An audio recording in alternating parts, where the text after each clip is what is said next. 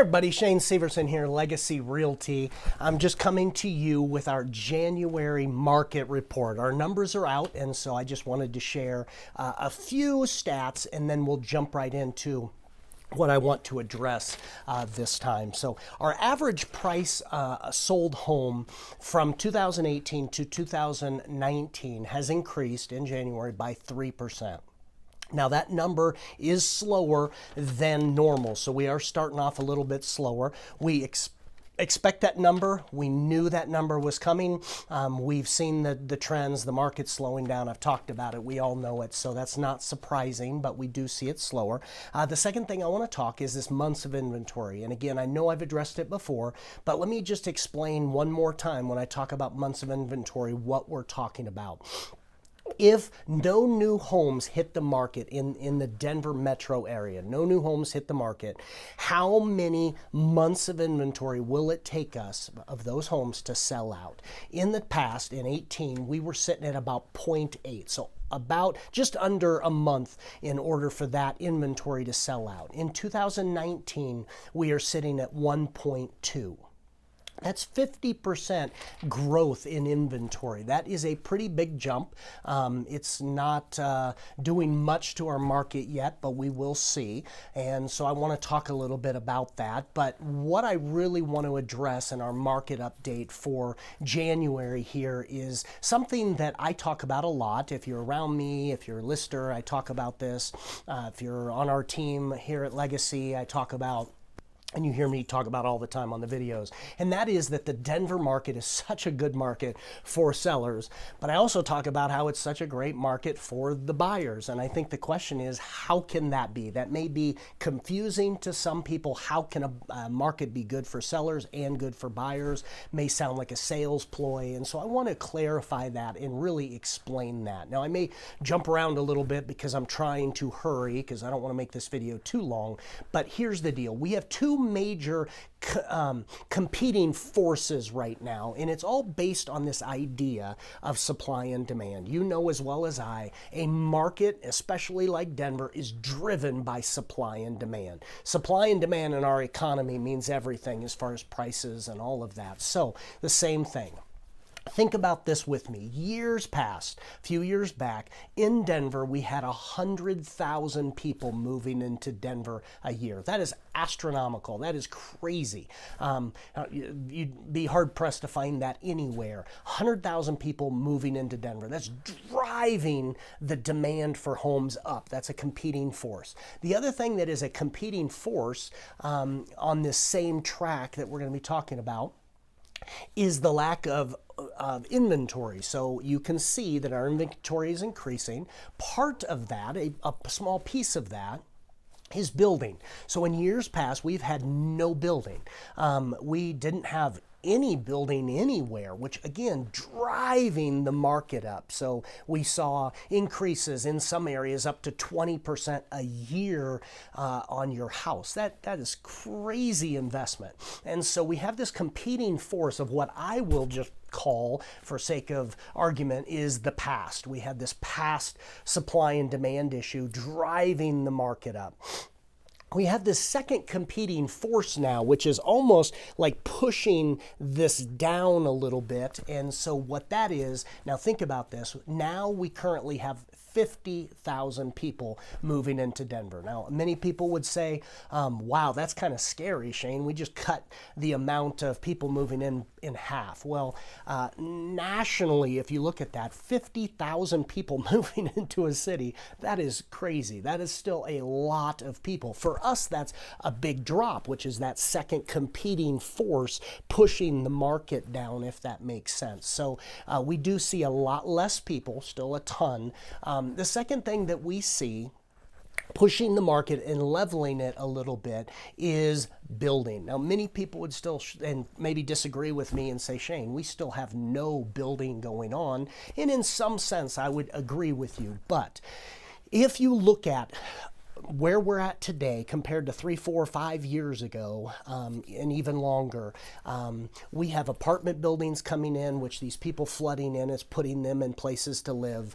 If you go up south, we have huge neighborhood going in and others. If you go to Castle Rock, Parker, you see subdivisions and lots of land and building. If you go north, and you'd have to go a ways north, but you see the same thing going on and has been for the last couple years. So we have a lot of new homes hitting the market, which we did not have, and we have less people coming in. So that is a competing force pushing kind of this market down. Hopefully that makes sense. And so why would that mean, Shane, that it's good for a buyer and good for a seller? Well, let's start here. Let's start with the buyers. First of all, for a buyer, we just came out of buyer season, so I'll start with that. I would define buyer's season as anywhere from about September, call it through January. So we'll say September through January. What that means is a lot less demand, a lot less buyers out there. A lot of buyers, especially elderly buyers, they don't want to move in the middle of the snowstorm.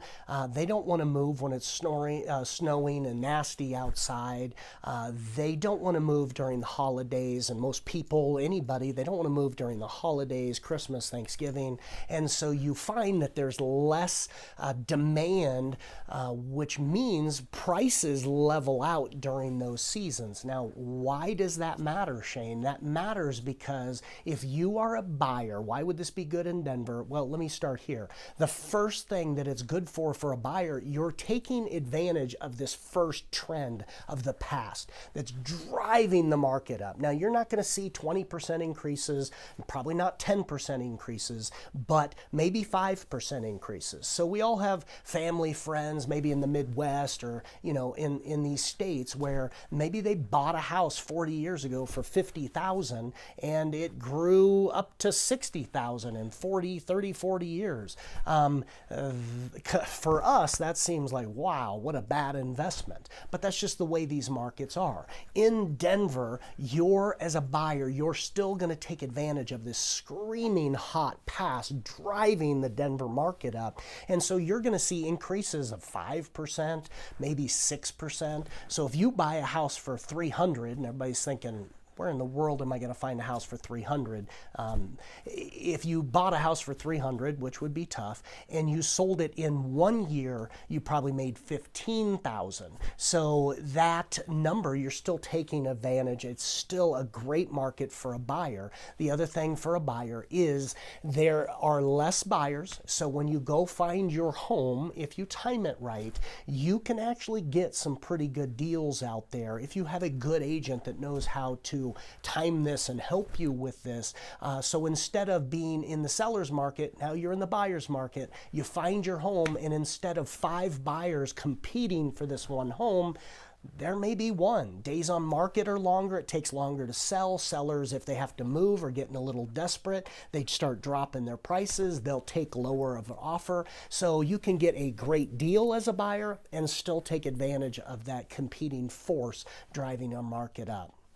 Secondly, why is it good for sellers? Well, I think obvious, we all know this, and that's why I'll end with this, but we're going into seller's season. I will define the seller's season kind of as March to probably about June, July. So we'll call it March to July. That is seller season. We are coming into it now. If you haven't planned or talked to your agent, you may be behind the gun already. So I'd say get on the phone, talk to them now so you can start planning this out to hit the peak of the market. But if you're timing it right, we have a flood of buyers coming in during that time because kids are getting out of school looking. I talk about this all the time. That drives supply down compared to how many buyers we have. So the demand goes way up and the prices go up. So with supply and demand, it drives prices up. So we still have those seasons. It's still a great time to sell.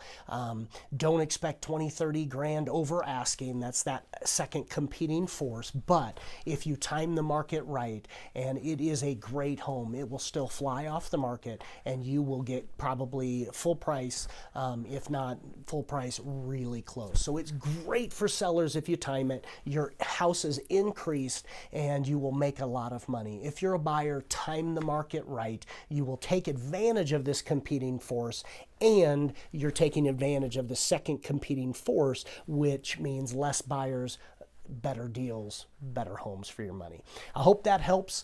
God bless you. If you have any questions, reach out to me. I would encourage you, if this helps, please like this video, share it with your friends. It would help us to drive, just to basically help more people. So if this is helpful, share it with your friends and hopefully they will like the page. If you don't follow us and you got this, hit the like button, follow Legacy Realty for many more of these great videos, and we'll keep bringing good information to you. God bless you. Hope you're doing great, and we'll see you next time.